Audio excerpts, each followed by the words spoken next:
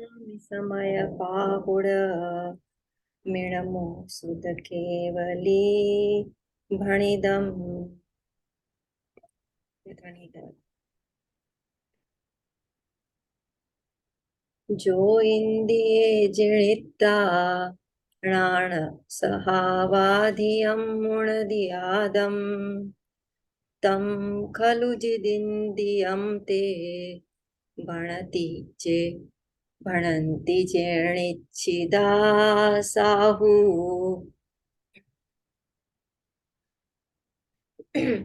जिति इंद्रियो ज्ञान स्वभावे अधिक जाने आत्मने निश्चय विशेष स्थित साधु भाखे जितेंद्रिय तेहने।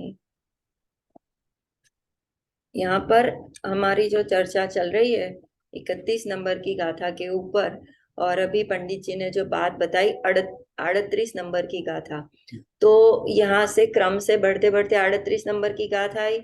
अब 38 नंबर की जो गाथा है वह समय सार ग्रंथ के पूर्व अधिकार की अंतिम गाथा है, जीव अधिकार की अंतिम गाथा है। तो पूरा अधिकार का निष्कर्ष उन्होंने ले लिया कि पूरे अधिकार में आपने चर्चा क्या की, तो कि हमने आपको जीव के स्वरूप को बताया। पहले अपन जीव को जान ले, फिर बाद में दूसरी चर्चा करेंगे। जैसे किसी भी वस्तु होती है ना, जैसे हमेशा अध्यात्म में ये शैली होती है कि आपको साकर की पहचान करानी है, तो ये ऐसा नहीं करेंगे जो मीठी है वो साकर है, ऐसे नहीं कहेंगे। पहले साकर की सिद्धि करेंगे कि साकर का अस्तित्व है। अब वो है तो कैसी है, तो क्या मीठी है। ऐसे ही जीव का अस्तित्व है। समय सार में तो जीवी को बताना है ना, अप्रतिबुद्ध को प्रतिबुद्ध बनाना है, अज्ञानी को ज्ञानी बनाना है। तो अभी इतनी तो हमारी मतलब कि हम उतने स्टेज से तो आगे बढ़ना है। तो मुझे अपने स्वरूप की प्रतीति करानी है, तो प्रतीति होगी कैसे, तो कि पहले तुम जानो तो सही कि इसका स्वरूप क्या है, कैसा है। फिर बाद में तुम करना कि मैं एक परमाणु मात्र से भी भिन्न हूं, मतलब कि एक परमाणु तक के साथ मेरा कोई संबंध नहीं। कोई मेरी अपन बोलते हैं ना, हम तो ये हमारी जाति अलग है, कुल अलग है, બધું अलग है, कोई कोई मेल ही नहीं है इनके साथ। तो ये परमाणु, ये देखो एक दो बात, एक परम शब्द आता है परम, तो परम शब्द दो चीजों के साथ ही जुड़ता है आंटी जी। किसके साथ? एक तो परमात्मा और एक परमाणु। परमाणु अभी लिया ना पंडित जी ने। अणु के साथ भी परम शब्द और आत्मा के साथ भी परम शब्द। बाकी किसी और द्रव्य के साथ, किसी चीज के साथ परम शब्द ही नहीं जुड़ता है। मतलब कि परमाणु भी इतना उत्कृष्ट, सर्वोत्कृष्ट, परिपूर्ण, और मेरा आत्मा भी सर्वोत्कृष्ट परिपूर्ण। બે વસ્તુ दोनों को બે। तो પછી જ્યારે આપણને ખબર मालूम पड़ गया कि परमाणु भी परम उत्कृष्ट, सर्वोत्कृष्ट, परिपूर्ण द्रव्य, मैं भी सर्वोत्कृष्ट परिपूर्ण द्रव्य, तो फिर बाद में हम परमाणु के ऐसे को उसके अंदर हेर फेर करने की, अथवा तो यहाँ पे तो हेर फेर करने की बात नहीं कहते, पहले तो तुम उसको अपना मानना छोड़ दो, बस उतनी बात करते हैं जीव अधिकार में। तो जब तुम हम बोलते हैं ना एक परमाणु मात्र भी मेरा नहीं है, तो फिर तुम ये तो पूरे स्कंद को तुम अपना मानते हो। तो ये भरत चक्रवर्ती घर में बैरागी कैसे होते हैं, यही मानते हैं कि एक परमाणु मात्र आटली मोटी सत्ता होवा छता एक परमाणु मात्र मेरा नहीं है। इसीलिए ही जब उन्होंने घर बार को छोड़ा, गृहस्थी छोड़ी, अंतर मुहूर्त में ज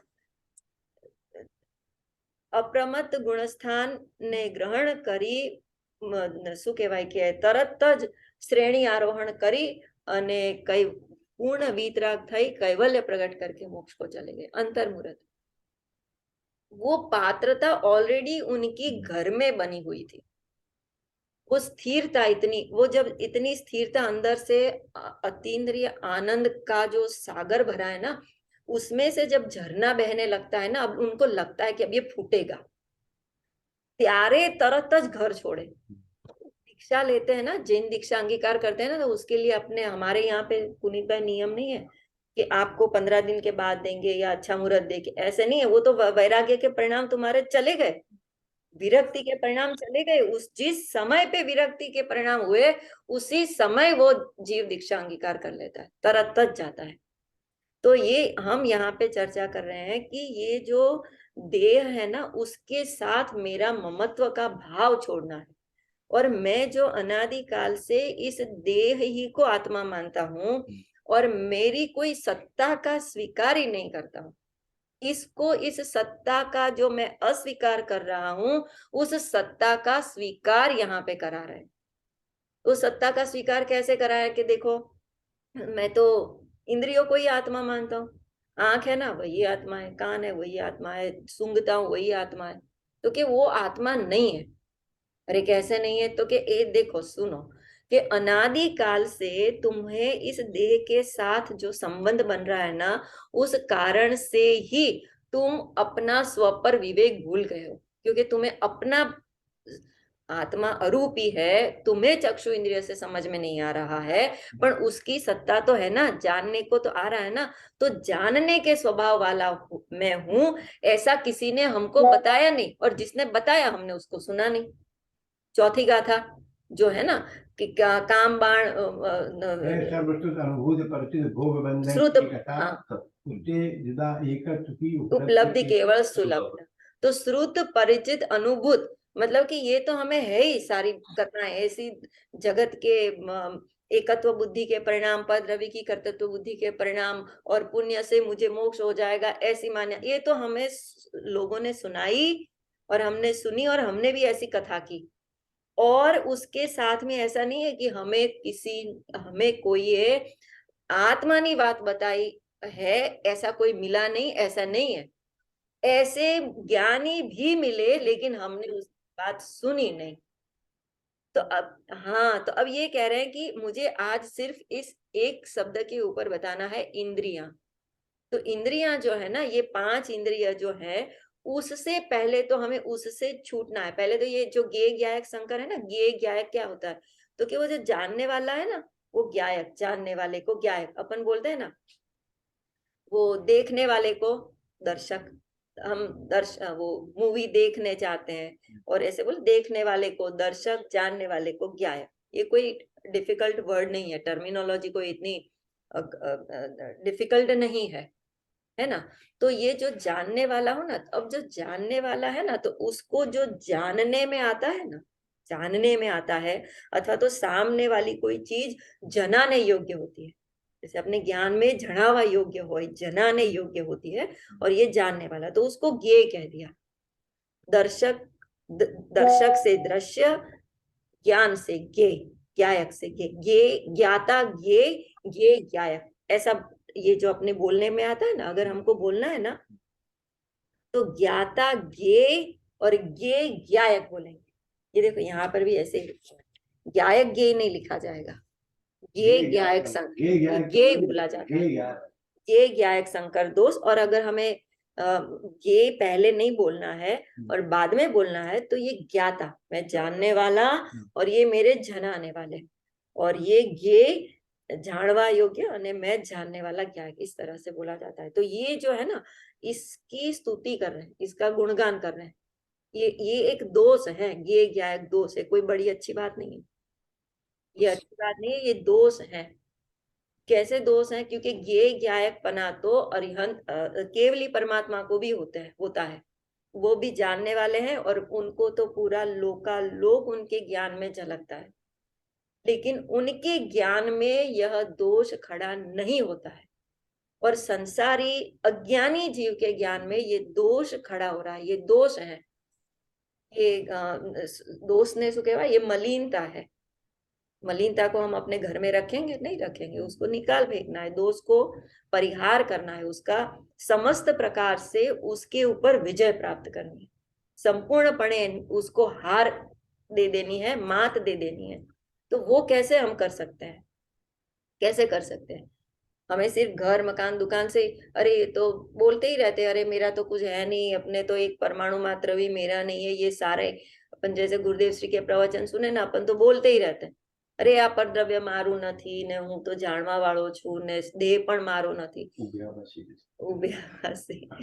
और करना कैसे, अपने को स्वच्छंदी वर्तन करना, मतलब कि कुछ भी कहने को कुछ और करने को कुछ, ऐसी ड्यूअल पर्सनालिटी है ना, ऐसे हो जाता है। तो ये यहाँ पे कहते हैं कि हमें उसके हम ओवरकम कैसे हुए, हम उस दोष का परिहार कैसे करें।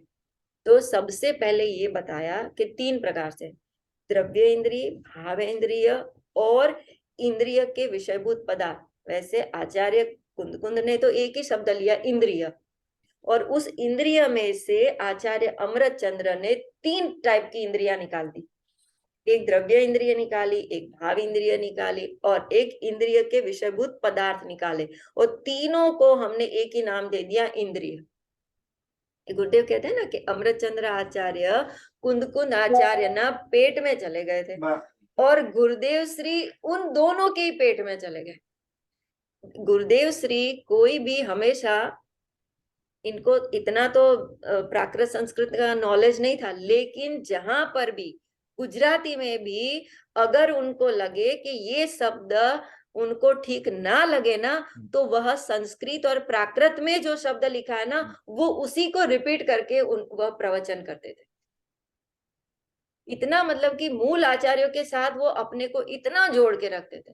णादुणम बुदत्थाणम, ये मतलब कि वो वही शब्द बोलते थे। गुजराती मैंने, हम पढ़ते हैं ना, तो गुजराती में प्रवचन एमना सांभळीए ने, હું ઘણી જગ્યાએ मैंने मार्क किया है कि गुजराती में ये जो टीका में ट्रांसलेशन किया हुआ है ना, संस्कृत का हिंदी में से कहीं ना कहीं तो किया हुआ है ना, तो वो शब्द उनको अगर ठीक नहीं लगे ना, तो वो संस्कृत के अमृतचंद्र आचार्य के भी वही संस्कृत के शब्द यूज करेंगे, वही कुंद आचार्य के शब्द यूज करेंगे। तो क्यों? क्योंकि वो उसमें से वो भाव निकलता है। भले अपने को समझ में हो सकता है उसका, हमारी रीजनल लैंग्वेज में उसका ट्रांसलेशन ठीक से हुआ हो ना हो, वी आर नॉट इसके ऊपर we are not trusting basically. और उन्होंने शब्द को नहीं छोड़ा उसको, वो शब्द मूल शब्द को नहीं छोड़ा, कि उसका अभिप्राय जो उनके ज्ञान में आया उसको बताने के लिए उन्होंने मूल शब्द का वहाँ छोड़े ही नहीं उन्होंने मूल शब्द को। उसका महत्व, मतलब वो बलि वाली बात हो गई ना, हाँ। बलि करने की नहीं करनी, एक वर्ड का मीनिंग चेंज हो जाएगा बहुत, मतलब कि वो एकदम एमने ये शब्द ऊपर ज एमने એને અપ્રોપ્રિએટ લાગ્યો। આના સિવાય એમને ભલે તમે ગમે તે લેંગ્વેજ ની અંદર એને ટ્રાન્સલેટ કરો, પણ એમને એમ થયું કે નહીં, ये शब्द ही प्रॉपर है, तो वो हमेशा ये करते थे। तो अब हमें ये समझना है कि ये आचार्य ने जो इंद्रिय जड़ता, मतलब कि इंद्रियों को, जिसने इंद्रियों को जीता है। अब किसने इंद्रियों को जीता है? पहले तो हमें इंद्रियों को जीतना है, और जिन्होंने इंद्रियों को जीता है उन्होंने किस तरह से इंद्रियों को जीता है। जैसे केवली परमात्मा हुए, तो वो जिनेंद्र, जिन्होंने इंद्रियों को जीत लिया है, वो जिनेंद्र संपूर्णपणे।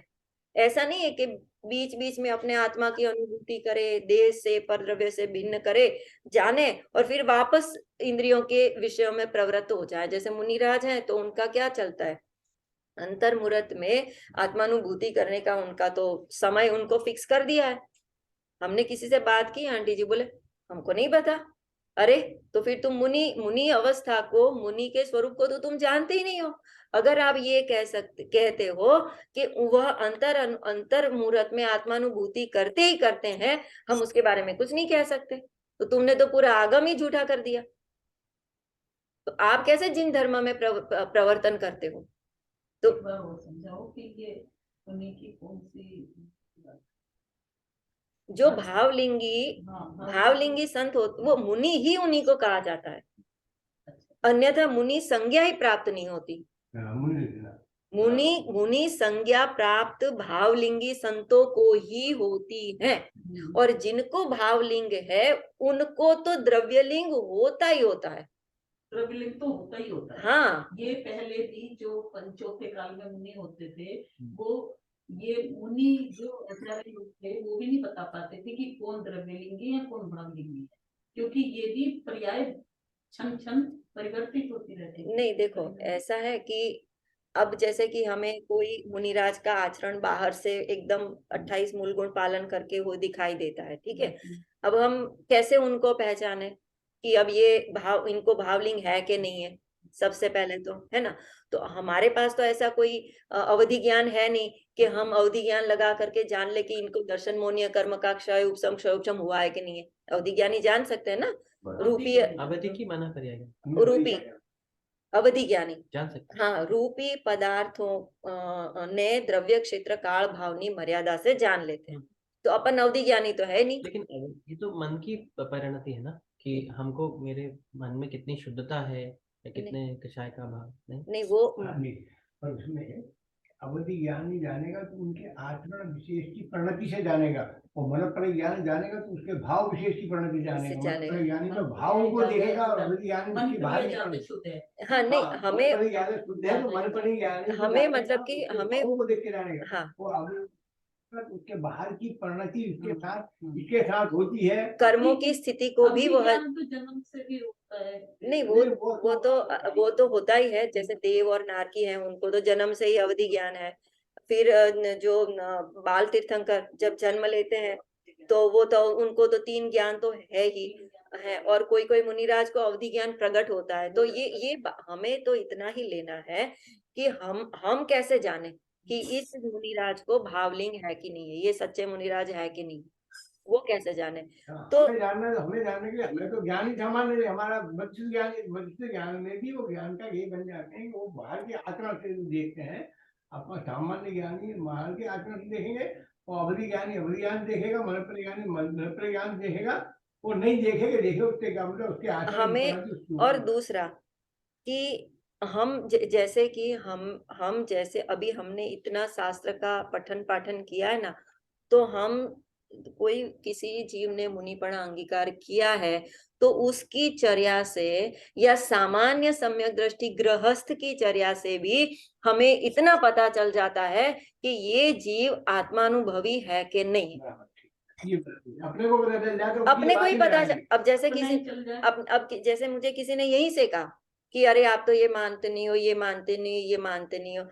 फिर हमने उनको कहा कि भाई देख, ये आप पहले आगम से नक्की करो कि ज्ञानी का स्वरूप कैसा है, मुनिराज का स्वरूप कैसा है। अब ये वो अगर उस स्लॉट में फिट बैठते हैं तो हमने कोई वो मुनिराज को हम क्यों नहीं मानेंगे। वो तो पंच परमेष्टि में है, हमारे आदर्श है, हमारे गुरु हैं, और हमें यही स्थिति को अंगीकार करना है, यही परिणति को अंगीकार करना है। ये मुनिपना पर्याय है, ये कुछ बाहरी कोई वस्तु नहीं, ये पर्याय है जीव की। आचार्य उपाध्याय साधु पांचे पद 6 आत्मा मही आत्मा शरण मारू करे, ये पर्याय है। बाहर से तुम देखने जाओगे तो ये वस्तु स्वरूप नहीं है। वो ऐसे परिणाम जिनके होते हैं उनकी बाहरी स्थिति ऐसी होती है।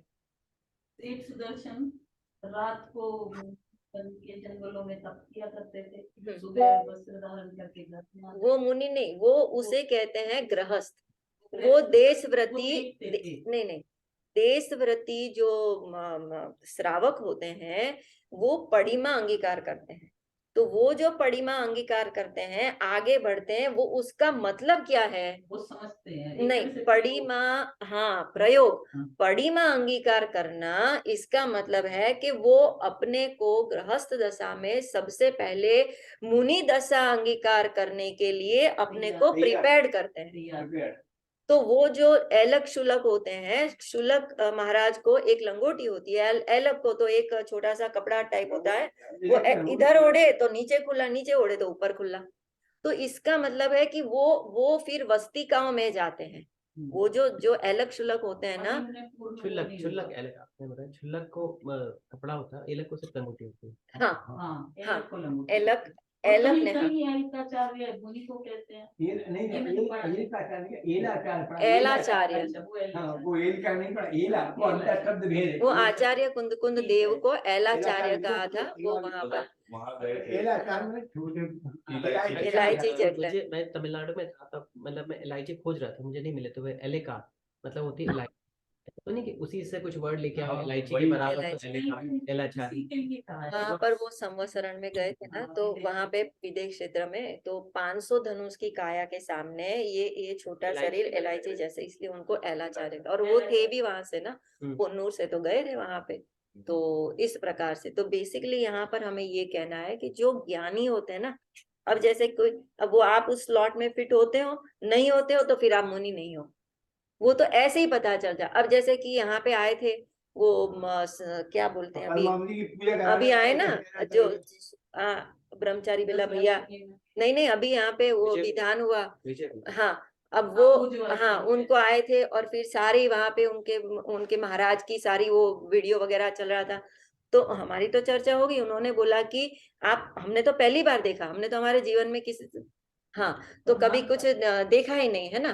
तो मतलब कि अगर कोई व्यक्ति ऐसा कहता है, कोई व्यक्ति ऐसा कहता है कि पुण्य से या पुण्य की प्रशंसा, ज्ञानी होते हैं ना वो कभी भी पुण्य की प्रशंसा नहीं करते, ज्ञानी पुण्य को हे ही कहते हैं।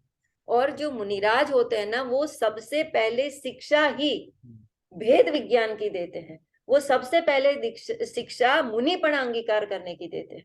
अरे जीव आया ने आप उसको बोलते हो तो मुनिपण अंगीकार कर लो, अभी उसको तो कुछ पता ही नहीं है, हमने कैसे कह देंगे, है कैसे कर लेंगे एकदम से। नहीं,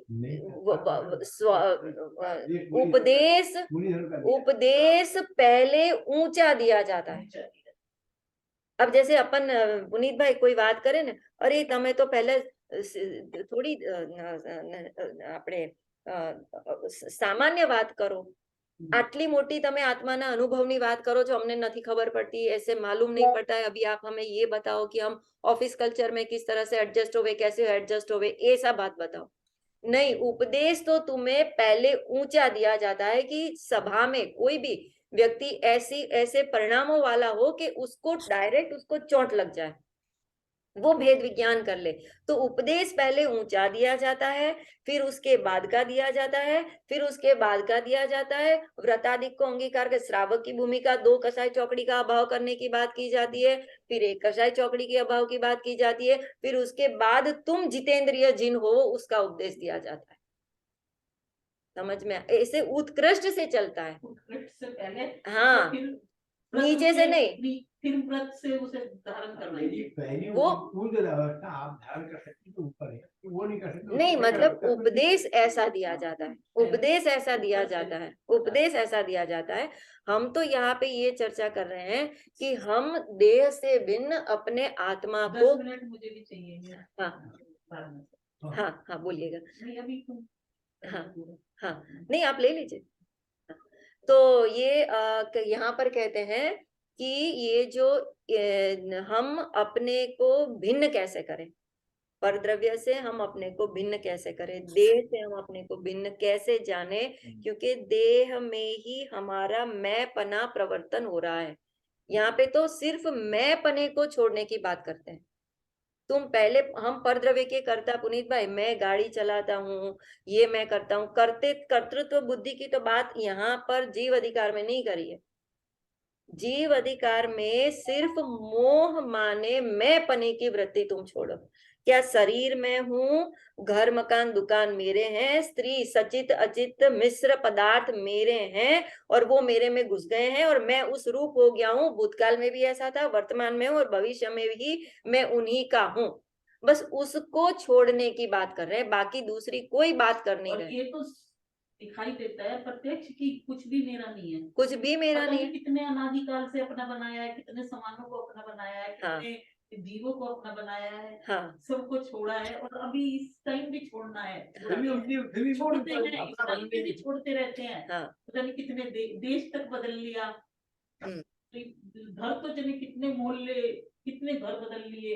मैं एक दिन गिरती थी, हमने कितने घर बदल लिए। हाँ, तो यहाँ पे ये जो चर्चा चल रही है, हमें सिर्फ ये इस बात के ऊपर फोकस करना है कि इंद्रियों को जो इंद्रियों को जीतता है, पहले तो हम इंद्रियों को जाने कि भाई इंद्रियां है क्या, हमें इंद्रियों के बारे में ही उसके सामान्य लक्षण तक को नहीं जानते।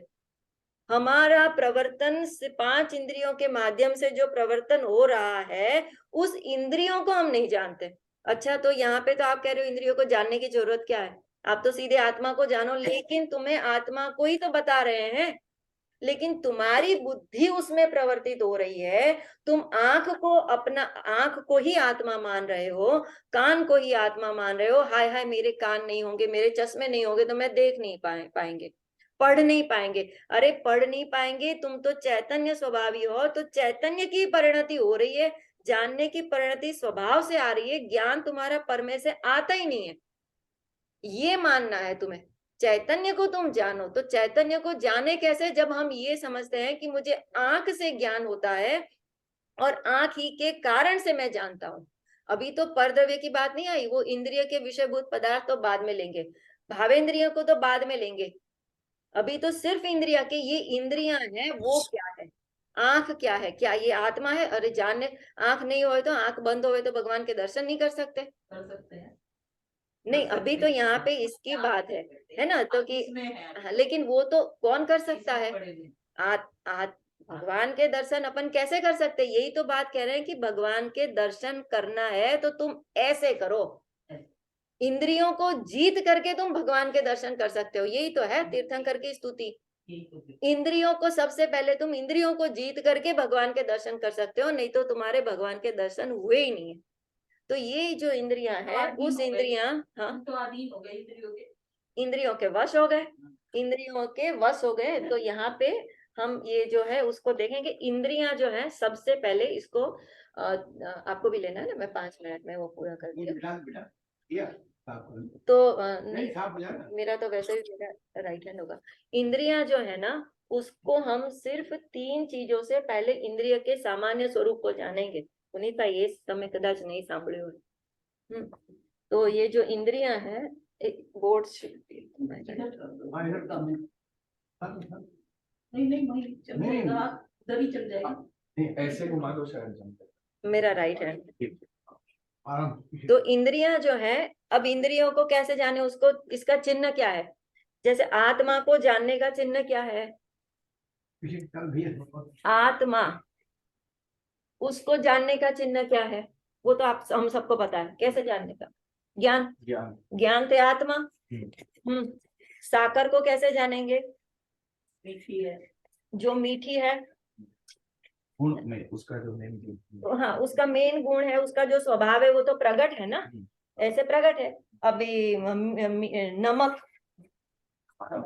खारापन है। अभी अपनी बैग जब इंडिया जाते हैं ना, तो अपने बैग के ऊपर वो रिबिन के कहीं कलर बांध देते हैं। अपनी बैग को कैसे पहचानते हैं? निशान से। ठीक है, तो अब यहाँ पे हमें पहचानना है इंद्रियों को। इसका मतलब क्या है हमें समझ में नहीं आता। तो कि इंद्रियों को ये एक तो हम जानेंगे अहमिंद्र से, अहमिंद्र के दृष्टांत से है। फिर एक जानेंगे इंद्रिय से, इंद्रिया का सब्जेक्ट जानेंगे, और एक जानेंगे प्रत्यक्ष। किसको जान रहे हैं हम? इंद्रिय के स्वरूप को जान रहे हैं, जो हमको नहीं पता। अहमिंद्र से क्यों? तो कि ये अहमिंद्र होता है ना, हमें इंद्रिय को समझना है, ये भूलना नहीं है कि अहम इंद्र होता है, अहम करता है, मतलब कि वह अपने को मैं इंद्र हूं, उसके पास बाहर में कोई विभूति नहीं है। जे अहमिंद्र जाति के देव है ना, इंद्र कौन? देवों का जो स्वामी होता है उसे इंद्र कहते हैं। अहमिंद्र जे स्वर्ग में अहमिंद्र, બધા આપણા તીર્થંકરો अवतरित होते हैं ना, माता के गर्भ में आते हैं ना बाल तीर्थंकर, वो जो वो स्वर्ग से आते हैं, अहमिंद्र वो आते, अहमिंद्र हटाने आ गए। ये अहमिंद्र कैसे हैं? तो कि वो अपने में ही मैं इंद्र हूं, बाहर में एमने कोई विभूति नहीं, ऐश्वर्य नहीं है, और अपने को संपूर्ण इंद्र की सत्ता सहित मैं ही इंद्र हूं, ऐसा स्वतंत्रपणे अनुभव करते हैं। मैं बाहर की सत्ता से इंद्रपना नहीं है। अंतर्गत संतुष्टि में ही इंद्र हूं, બહાર નથી કોઈ પાક પકડ में आई, બહાર માં વૈભવ નથી। જે ઇન્દ્ર જે છે, સૌધર્મ ઇન્દ્ર વગેરે ને બહાર માં વૈભવ છે, આને વૈભવ નથી। અને પોતાને પરિपूर्ण इंद्र माने छे। ठीक उसी तरह से वो स्वतंत्रपणे अपना अनुभव करते हैं, सेवन करते हैं।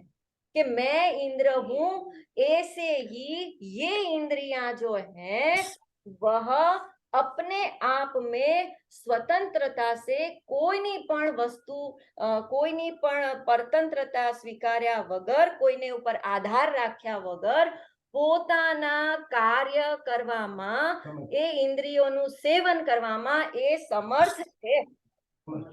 એટલે શું? એટલે ક્યા કે જે ચક્ષુ ઇન્દ્રિય છે ને એ એનું કાર્ય પદાર્થોને રૂપને આકારને દેખવા રૂપી કાર્ય ક્રિયા કરવામાં એ એટલી સમર્થ છે.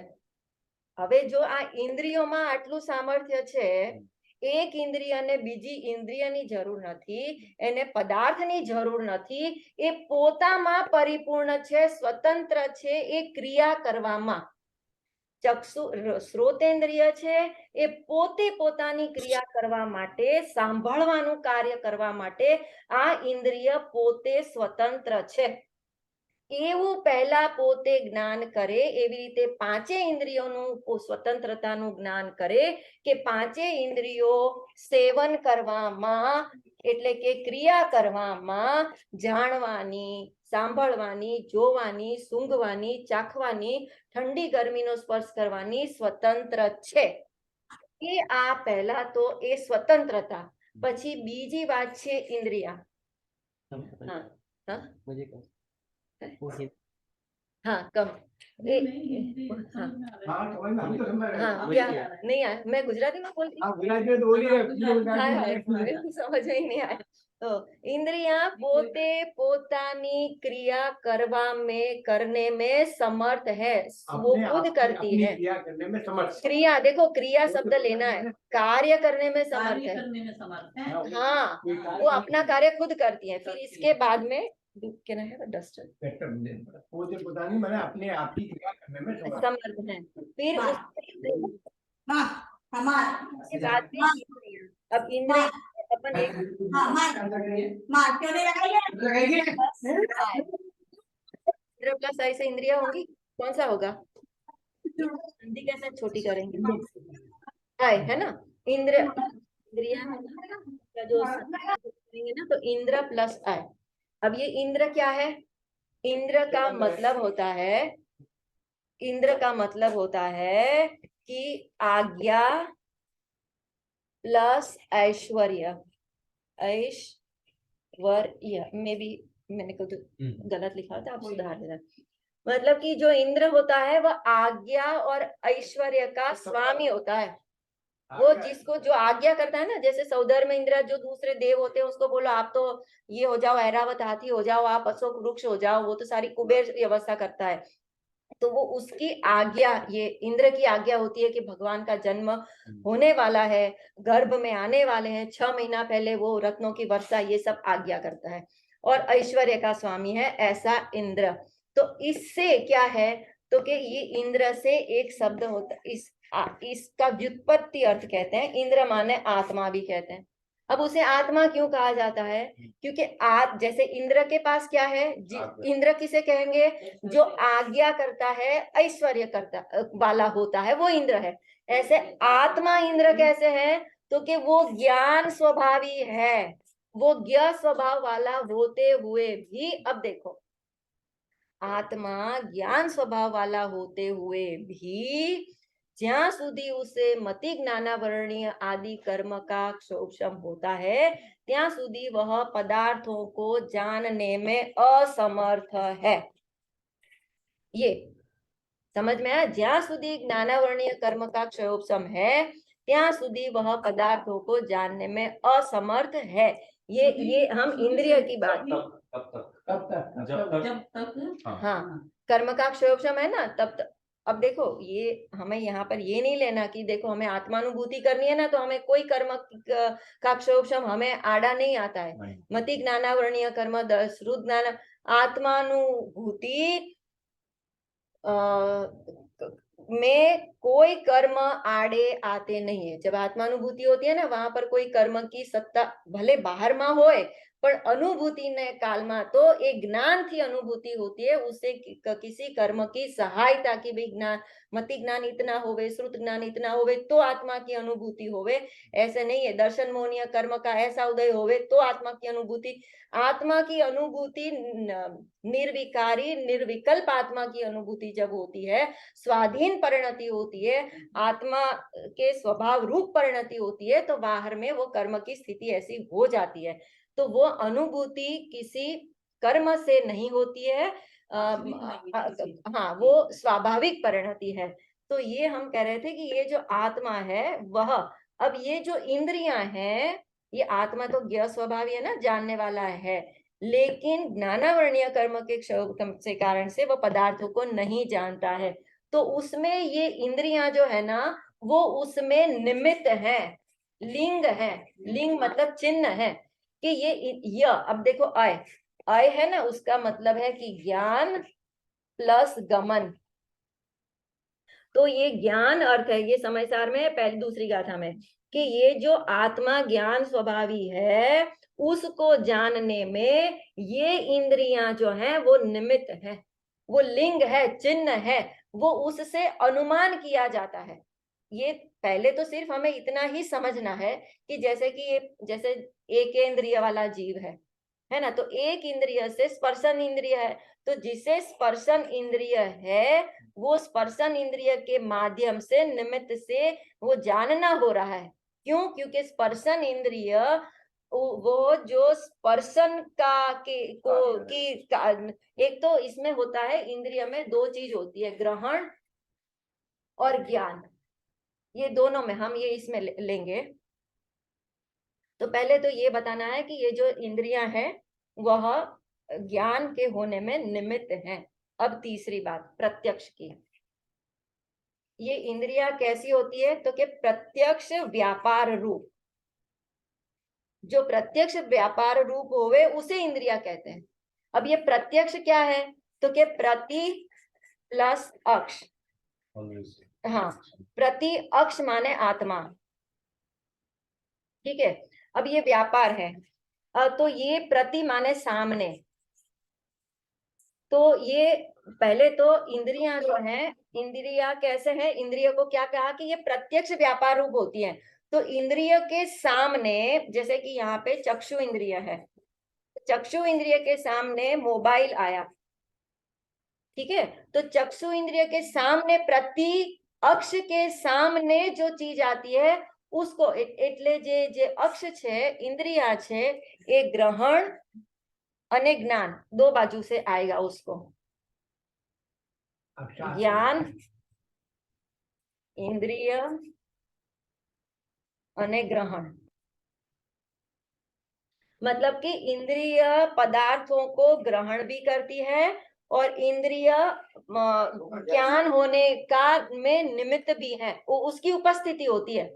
जैसे मछली पानी में तैरती है ना, तो पानी उसमें निमित्त उसकी उपस्थिति है, पर पानी के कारण से वो चलेगी नहीं, वो खुद अपने आप गमन करती है, क्योंकि पानी में तो दूसरी और भी मछलियां है, कोई तो स्थिर है, कोई चलायमान है, तो पानी नहीं करता। ऐसे इंद्रियां उसकी उपस्थिति है, और एक तरफ पदार्थों का ज्ञान करती हैं और एक तरफ पदार्थों को ग्रहण और त्याग रूप परिणमन करती हैं। परिणमन करती ज्ञान करती हैं, वो ज्ञान ज्ञाता की दृष्टि से, अक्ष की दृष्टि से वो हाँ। ज्ञान स्वभाव में जाता है, और जो ग्रहण त्याग है वो बाहर इंद्रियों के बाह्य। तो ये जो इंद्रियां हैं वह प्रत्यक्ष, अब व्यापार शब्द खबर नहीं पड़ता है, समझ में आया पुनीत भाई? व्यापार, परिणमन, व्यापार व्यापार व्यापार माने, हाँ परिणमन, व्यापार माने परिणमन, व्यापार माने क्रिया। जैसे कि हम लोग लेवेज करते हैं ना, ये तुमको दिया मुझे लिया, मैंने इनके घर खाना खाया, आप मेरे घर खाना खाया, जनरल आदान प्रदान, जैसे पैसा दिया सामान लिया, ऐसे ये इंद्रिया है व्यापार रूप। व्यापार रूप माने क्या कि ये जो कोई कार्य होता है ना उसका जनक होती है, जनक किसी भी। अब जैसे कैसे व्यापार कैसे करना, कैसे व्यापार शब्द को कैसे समझना, तो कि जो कुंभार होता है ना, इन्हों चक्र होता है, तो उसमें जो दंड है ना, दंड वो भ्रमण करने का व्यापार करता है। अगर दंड से वह चक्र नहीं चला तो घड़े रूपी पदार्थ की उत्पत्ति नहीं होगी। ऐसे इंद्रियां है वो क्या करती है कि वो व्यापार करती है, वो पदार्थों को ग्रहण और ज्ञान कराने का वह व्यापार करती है, इसलिए वो भ्रमण कराती है, क्रिया करती है। जैसे चक्षु इंद्रिय है ना, तो चक्षु इंद्रिय वह देखने रूपी कार्य का करता है, इसलिए वह प्रत्यक्ष व्यापार रूप है। उसके सामने जो पदार्थ आएगा, जैसे कि हमारे सामने ये पुस्तक आ गया, तो ये पुस्तक आया, ये पुस्तक का पहले यहाँ पे इंद्रियों में जैसे चक्षु में वो प्रतिबिंब उपकरण वगैरह आते हैं, उसके भेद भी है, उपकरण निवृत्ति, बहिरंग उपकरण, अंतरंग उपकरण, बहिरंग निवृत्ति, अंतरंग निवृत्ति, ये सारे मोक्ष शास्त्र में है और इसको हमें समझना भी पड़ेगा। इस तरह से हम इंद्रियों से अपने को अलग नहीं कर सकेंगे, जानेंगे नहीं तो फिर प्रतीति कैसे आएगी। तो इस तरह से ये जो इंद्रियां हैं वह कैसी हैं कि પોતાનું કાર્ય કરવા में वह स्वतंत्र है, वो प्रत्यक्ष એટલે કે એની સામે આવેલો જે કોઈ પદાર્थ है उसको ग्रहण करने की क्रिया को वह खुद करती है, इसलिए वह देखने की क्रिया का जनक, देखने की क्रिया की करने वाली, वह उसकी उत्पादक ये इंद्रियां हैं। और हम मानते हैं कि मैंने देखा, मैंने आंख से देखा, मैंने खुद ने देखा। तो तुम देखने वाले कौन हो? ये इंद्रिया तो खुद ही उस पदार्थ को ग्रहण रूपी क्रिया की करने की जनक है, वो खुद ही अपना कार्य करती है। तो वो इंद्रियों से हम भिन्न है, इसकी विशेष चर्चा हम समय अनुसार करेंगे। बैकग्राउंड में बहुत सारे प्रोसेस है। हाँ, कंप्यूटर में बटन कुछ टाइप किया तो बहुत सारे प्रोसेसेस से होता है, हम सोचते हैं कि मैंने टाइप किया, हाँ, वो एक्चुअली process बैकग्राउंड में कैसे बहुत होता है? दो प्रोसेस है। निवृत्ति उपकरण, ये ये निवृत्ति और उपकरण इसके भेद हैं, अंतरंग और बहिरंग, और निवृत्ति के भी अंतरंग बहिरंग, है ना। हाँ, मैं बोलूंगी पहले स्तुति हाँ, करेगा। समझ आ गई हो जाएगा। हाँ, हो जाएगा ठीक। निज निधि निज में बताई, को वंदना शतवार है। वंदना